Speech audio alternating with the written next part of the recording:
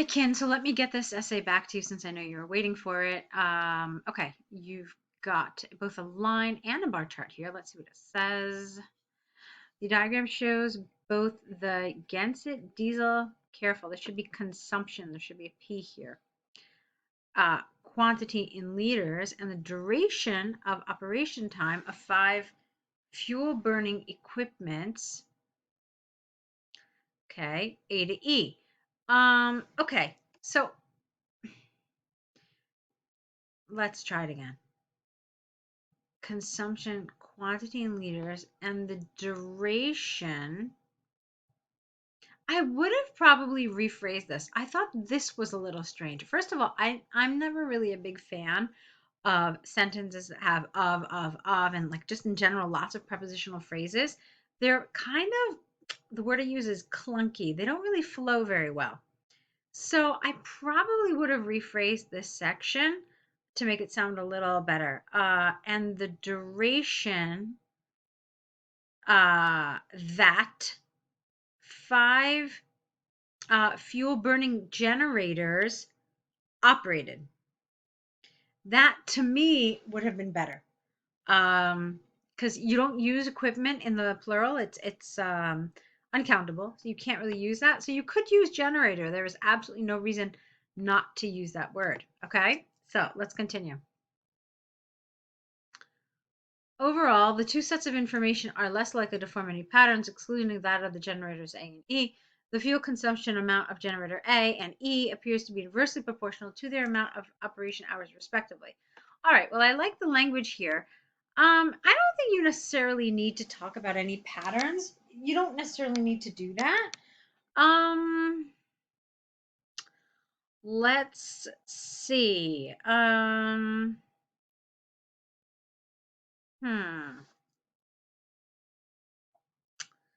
Uh, so generator A, let me see if I understand the graph itself. Number of operation hours. So it operated for about 175 hours, but it consumed only 125. Okay, that's interesting. And then generator B consumed over 200, but it operated very few hours. All right, that's interesting. So it seems that the ones that operated the most consumed the least. That sounds like what's happening here. Okay.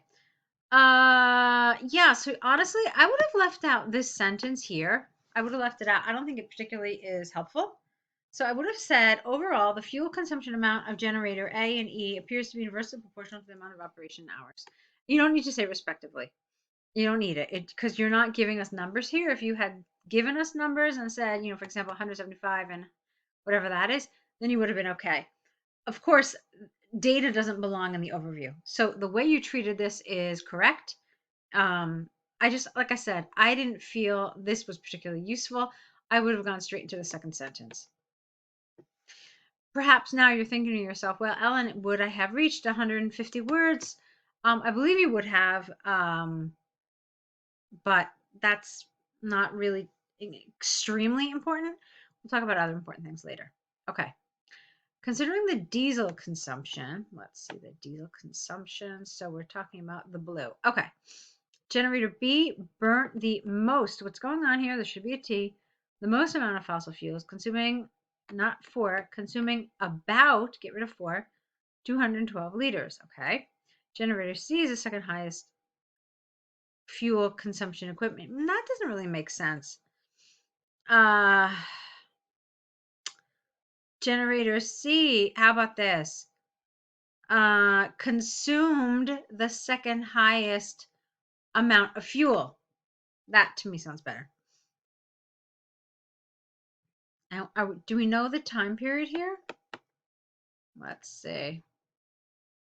No, we don't. Okay. So look at what you're doing here. You use past tense, and then all of a sudden, where is it?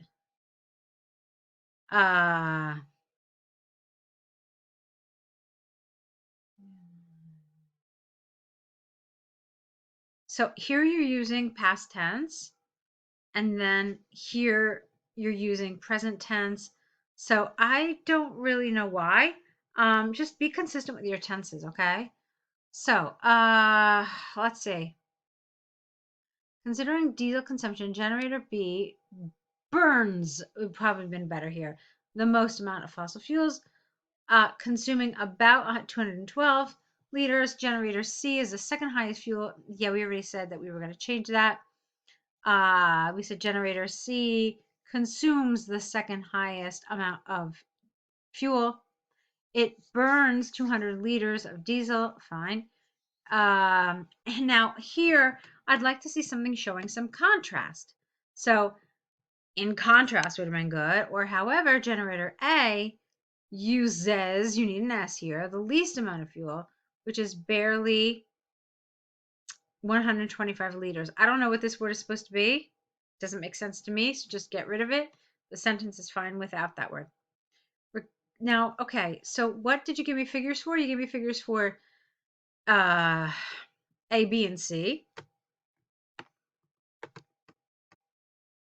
And you didn't give me any figures for D and E. We'll talk about that. Okay. Regarding the operation, the operating duration, I can't read tonight, I'm sorry.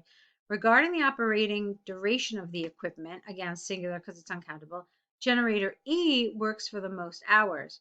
It runs for about 96 hours with about 125 liters of fuel. Okay, good. So you did mention it. It works for about 12 hours longer than generator A. Okay. The second most, we're not talking about durable here. We don't know that it's durable. We just know how long it runs. So I would not have used that adjective. It runs 12 hours longer than generator A, which is the machine with the second highest number of hours. Okay, something like that. Generator D works the shortest period of time. Now here, I don't really love this. You had something like this somewhere else. These sentences feel rather choppy. Oh, here it is. It burns 200 liters of fuel. I felt like these are not really effective. There's a better way to link some of these sentences together. And in doing so, you're probably going to use some higher level grammar and you're also going to make it sound more cohesive. So here I would have said generator D works the shortest period of time at less than 68 hours. Okay? So not up to. That sounds awkward. So at less than 68 hours. For me, this would have been a better expression. Okay. So what did I want to tell you? As you know, I told you to get rid of this first sentence in your overview. You may find that that brings you just over 150 words. Maybe you're nervous about that. You don't really need to be. I do want to mention something else though. This is a chart that has only 10 pieces of information, really not a lot. And so theoretically, you could mention all of them. Okay. I felt like there was somewhere you didn't mention something. I'm not really sure where. I'd have to go through it piece by piece. But I did feel like there was something. Maybe it was generator D and the amount, the operating hours of generator D. Did you write that? No, wait, maybe you did. Okay, no, you did. Okay, I think I found it. While you covered the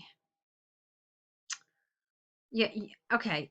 I think that you didn't really talk about the duration of B and C, if I'm not mistaken. I would have to look. My point is this, I would have to really like sit down and like basically check things off. You don't necessarily have to, since there is so little data, you might want to, okay? As long as you can make meaningful connections and, do it in such a way where it's meaningful. So I thought what you did is okay. There was some good stuff. I don't know what's going on with your typing. You had some strange typing things like here you could see it, and here I think you mean beneath, but it was really not spelled right at all. And then there was a couple of other things I thought as well that you had some problems with. So be careful with that. That's pretty much it. I gave you some suggestions on your overview. So you're on the right track. Okay, yeah, so your structuring of this was fine. Like I said, I would have gotten rid of that first sentence, and I thought it was fine. To be quite honest with you, Ken, I'd love to see more work from you. I'd love to see what you're doing in other tasks, and I know I really want to see your task too, even though I won't be able to correct it for you, but I really would like to see what you're doing. So let's see how we can get you more involved with us. Maybe sign up for some essay corrections. Because I think you're on the right track, but I also know you need some support to get you where you need to be. Okay. So hopefully you'll send us some more essays in. I'm looking forward to it. Good luck to you.